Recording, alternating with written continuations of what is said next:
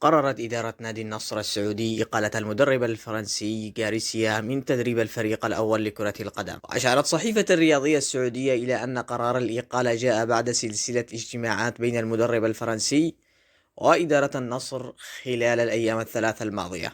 وأضافت أن من المرجح أن يتولى الكرواتي دينكو مدرب الفئة السنية وفريق درجة الشباب مهمة تدريب الفريق مؤقتا لحين الاستقرار على المدرب الجديد. ويحتل نادي النصر المركز الثاني في الدوري السعودي للمحترفين برصيد 53 نقطة وبفارق 3 نقاط عن الاتحاد المتصدر، وذلك بعد مرور 23 جولة من عمر المسابقة. كما نقلت الصحيفة عن مصدر داخل نادي النصر بأن قرار إقالة غاريسيا تم مناقشته مع بعض اللاعبين، خاصة مع وجود تحفظات سابقة من اللاعبين حول طريقة غاريسيا التي خاض بها مباراة الاتحاد الأخيرة والطريقة التي ينوي اللعب بها ضد الهلال.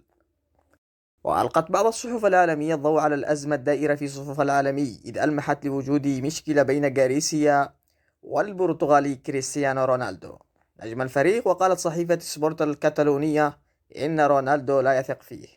وأشارت بعض المصادر إلى أن الإدارة خاطبت المدرب سعد الشهري لتدريب الفريق مؤقتا ورفض الفكرة نهائيا. وبحسب ما أوردته صحيفة الاقتصادية أن إدارة نادي النصر فتحت خط التواصل مع جورجي جيسوس